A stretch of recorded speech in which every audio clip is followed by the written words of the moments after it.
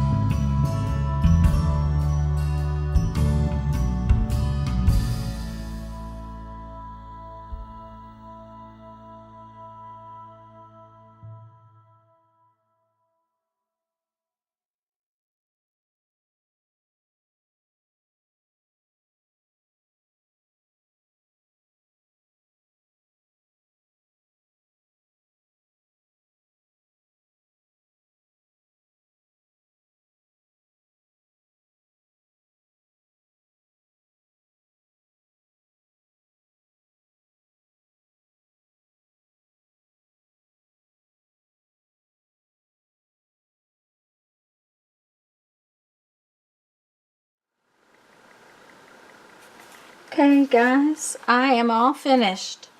It's funny to me that when I do these Grumbacher swaps, this is only the second one I've done, but it's so funny how quickly the ATC comes together. I'm just really surprised at it. I'm really pleased with it. The questions that this asks are out of order, but that's doesn't, you know, it's an artist's interpretation of something.